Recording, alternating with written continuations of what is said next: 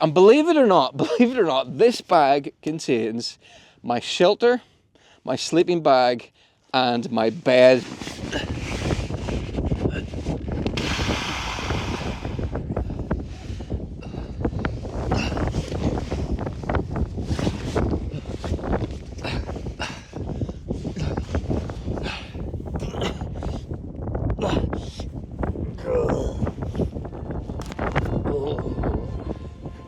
About a quarter of a mile in that direction is a kind of semi-secret cave where I had one of the worst nights camping of my life. I mean, I didn't sleep. I thought camping in a cave would be a great idea. It turns out it's a terrible idea. So if you want to watch that video and see how that absolute disaster of a camp went, I'll remind you at the end of the video. But speaking of terrible night's sleep, tonight I am going camping in my most hated tent, the Rad Ridge Raider. It is essentially a coffin of a tent. It's absolutely tiny.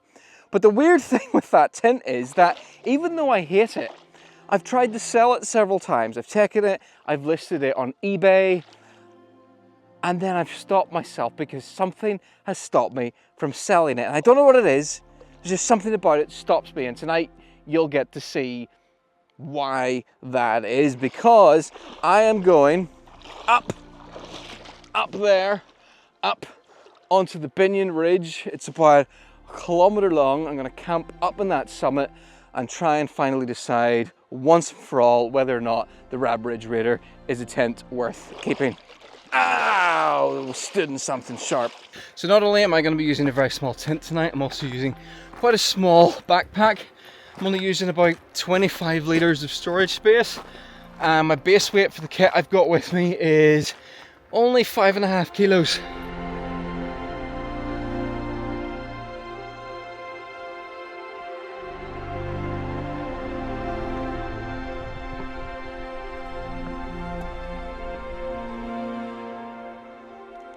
This is my first time up into the Mourne Mountains in what feels like a very long time.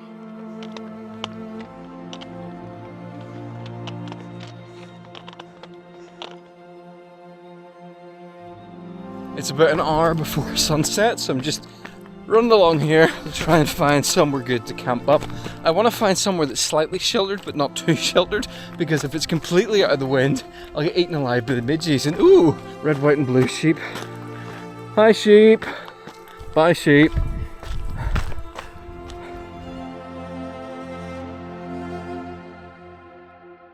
I think I found the perfect spot because there might be a clear sunrise tomorrow, and if it is, it's going to happen right there. But let me show you the spot that I find, because it is in here between these rock towers. There's a nice breeze blowing through, so I'm not going to get any midges in here, but it's still quite sheltered. If the wind did get really strong, it's never going to get that bad in here. But look at this. I've got my own paddling pool. Right, let me show you what I've got in this backpack and we'll quickly set up the bivvy.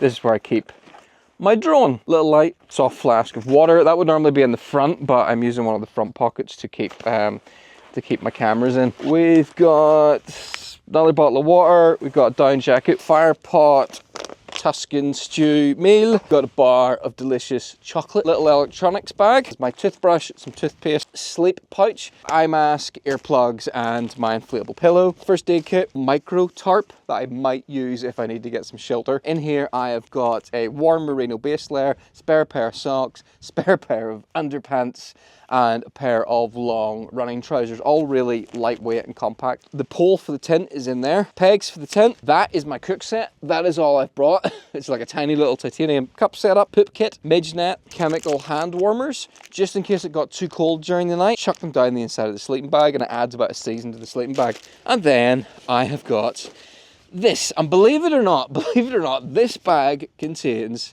my shelter, my sleeping bag, and my bed. Now, the bivvy doesn't actually come like this, but I've managed to stuff it all inside. There we go. The Rad Ridge Raider. I've got my sleeping bag already in there, and my inflatable mat. I could literally just get into this now and zip it up and sleep, and that would be fine, and it would act like a normal bivvy. But to get the full benefits of it, you want to peg it in. It's quite rocky, but I have a rock for smacking. And there we go, that's the pole.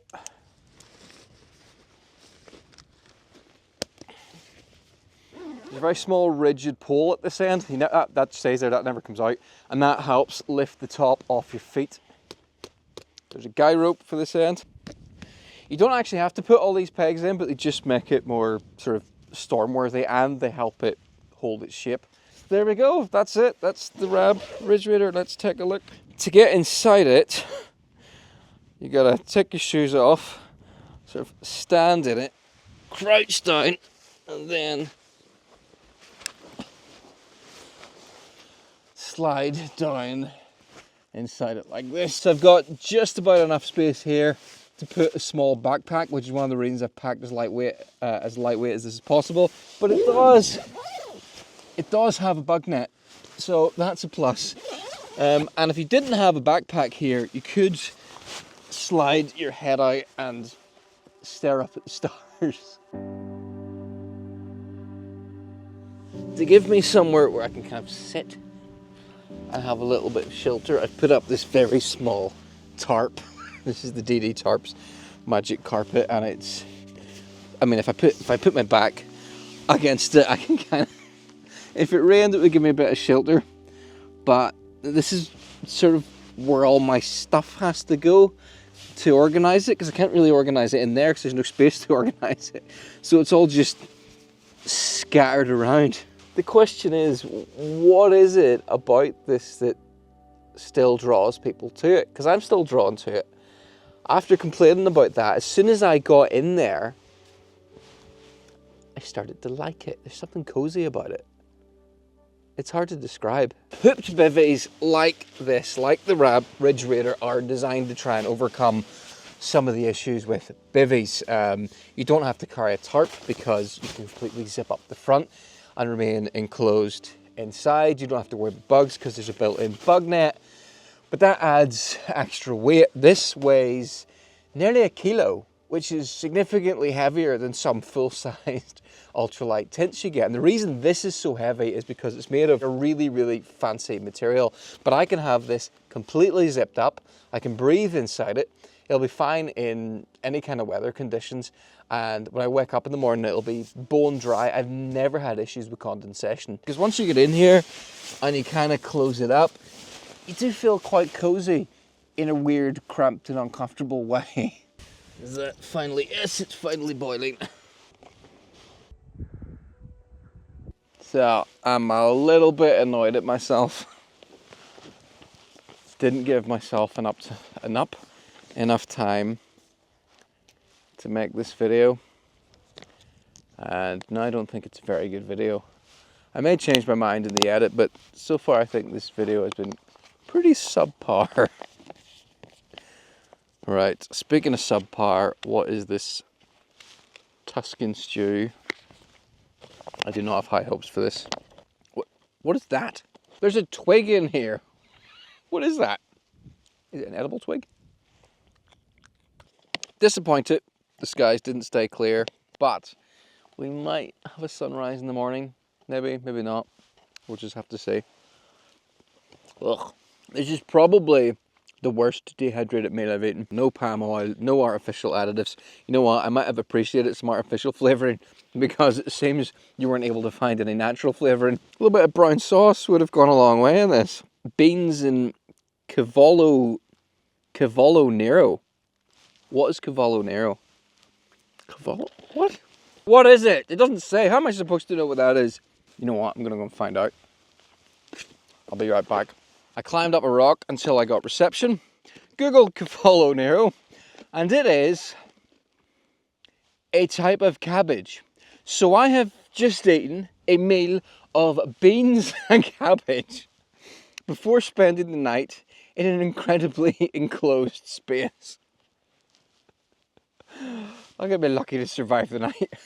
Who makes a camping meal that's beans and cabbage? Why would anyone want this? These are £7. for beans and cabbage and bread. There's just like some bread stuck in it. This is a flatulence nightmare.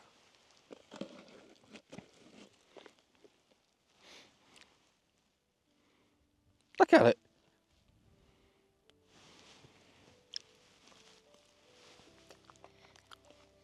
Ugh. I'll tell you what is absolutely amazing. This. Neary Nogs. If you want to find out how chocolate is made the proper way, go see Neary Nogs. They are about 15 minutes from Kilbrony. It's a 60% Ecuadorian single origin, single malt chocolate. This one has Irish sea salt, cocoa nibs, and gold dust. Look at that shine on that. And that shine is there because of something to do with the alignment of the chocolate crystals. I'm not exactly sure. I should know this. I made a video for them. Oh, just listen to that.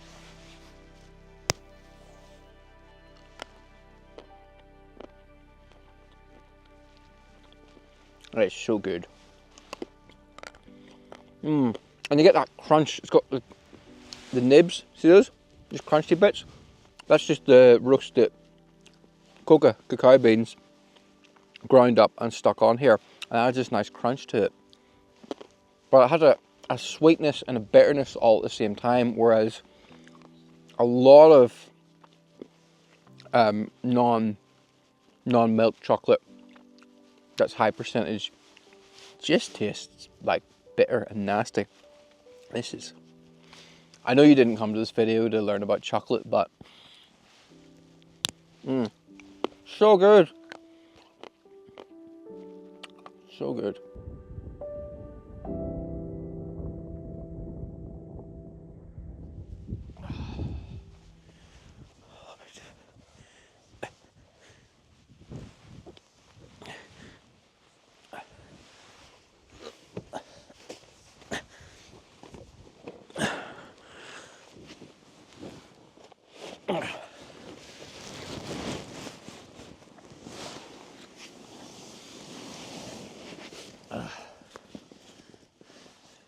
Good night. Oh, gotta go and get that stupid camera.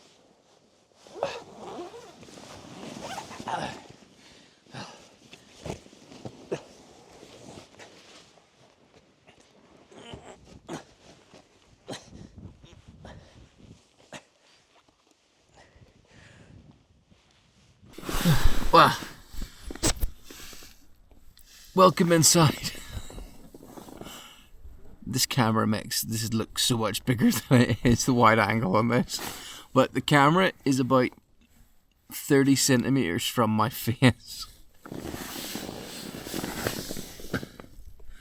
Once you kind of close yourself in like this, it does feel a little bit like you've got some space, because you've got this area up at the front here, which when the door's closed up, it feels much larger. I mean, I've got, it's a 25 litre pack there. I've got the lid off it. I've got I've got some things here, and I've got space for even got my shoes are in here as well to stop them getting wet during the night. So there's more space than you'd think. There's still not that much space, but yeah, I'll see you in the morning.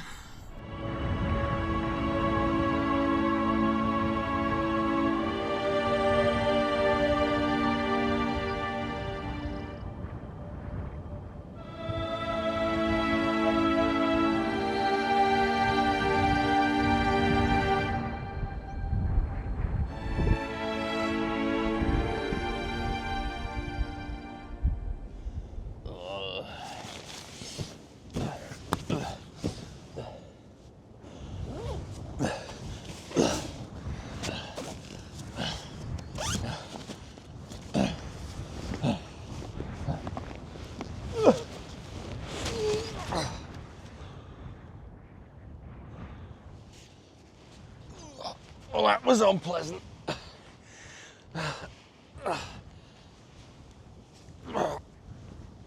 Oh, my knees are wet.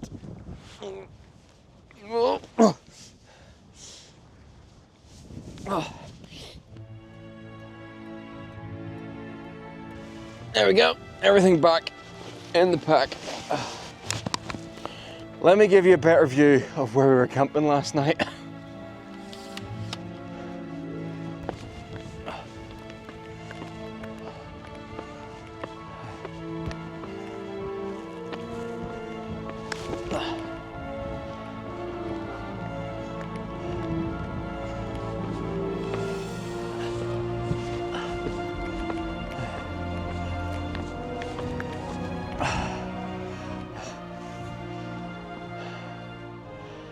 So, if those clouds hadn't have been there, it would be glorious sunrise would have happened over in that direction, but sadly it was not to be. Okay, let's get back down this mountain and I will tell you all the final pros and cons of that tiny tent. Hold me closer, tiny tent. Oh, there's a hint of the summit away up there. It's got a small footprint. You can pitch it pretty much anywhere as long as you got a vaguely flat piece of ground. It is fast pitching. It's also a very stealthy option. It's very hard to spot. If you get a good night, it's quite cozy on the inside because it's quite small. There's not a lot of air inside it, so you know, it can warm up quite nicely and be quite cozy. And there is also the novelty factor of just camping in a tiny tent. So this last one starts as a positive and before quickly turning into a negative is it's pretty much bomb-proof. You could get inside that in any kind of weather conditions. It's not going to collapse. There's nothing to collapse. Rain's not going to get through it. The hydrostatic head in that material is through the roof. So if you get in there, no matter what the conditions, you're going to be fine. But there is a massive caveat to that. And the massive caveat to that is you're going to be fine once you're in there. But you're going to have a very unpleasant experience when you try to do anything else. If the conditions are bad, you're not going to be able to cook. You're going to really struggle to get changed. If it's in winter, good luck getting changed in there with the amount of stuff you have. And also, good luck getting to sleep. And this is where we're going to move on to the cons. It's expensive. For the same money, you can get a larger tent that weighs less. And if you have to get into it in bad weather, you're going to get something damp. You got to do this weird, horrible, stick your hands in your shoes and walk backwards trick to get into it in bad or damp weather. Really hard to sort your stuff. It's very frustrating. I was looking for ages for my gloves, couldn't find them because, you know, I tucked them under somewhere because, you know, you kind of have to because you can't have stuff piled up. Yet you can just about get changed in it. It's very awkward. You have to do it while lying down, but you can just about manage it. Here's the thing I like the least, and is the reason I did not sleep well last night. When there is wind, and it doesn't even have to be that much wind, it seems much windier inside that bivvy. Just the design of it, because the sides never really get that taut, never really get that tight. And this is something I blame Rad for, because if you look at the promotional material for this bivvy, Rad lies. They lie. If you look at the promotional images, it shows the sides all nice and taut, looking like a perfect pitch. And that might be true in whatever showroom they shot those photographs. But outside, if there is the slightest breeze, because you've just got these long panel sides with not really that much tension on them, and it's not really possible to put that much tension on them. I pegged out the front two guy lines in the end. The whole thing was totally pegged out, and I had as much tension on it as I could put on it. But the sides still blew in, and when they blew in, they pressed against my sleeping bag, which compresses the sleeping bag, which means the sleeping bag loses its loft, which means it's no longer as warm inside. So I alternated between, depending which way I was lying, either my bum was cold or my knees were cold. I had to take my down jacket, put it inside my sleeping bag, and kind of arrange it over my bum or over my knees, depending on which way I was lying. It's just not a pleasant experience. So the fact that it will work really well in all kinds of conditions is really negated by the fact that you won't sleep in it and you'll just have an overall unpleasant experience. So that leaves me with a lot of reasons to get rid of that bivvy and only 2 possible reasons to hang on to it. One is if I need to camp somewhere where there isn't very much space, and 2, camping somewhere I shouldn't be, where I gotta be incredibly stealthy. I don't think I'm gonna keep it, so keep an eye out on eBay and you might see a second-hand Rad Ridge Raider going up for sale pretty soon. Okay, and now I have to get down this mountain as fast as possible because, as expected, that meal last night of beans and cabbage has done exactly what you would expect it to, and I'm now experiencing some rather nasty cramps. And I gotta get down there in a hurry, so wish me luck.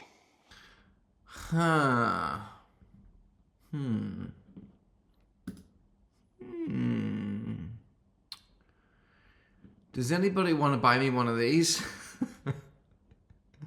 It seems to fix all my problems with the Rad Ridge Raider, and it's significantly lighter, but it's significantly more expensive. Watch this space.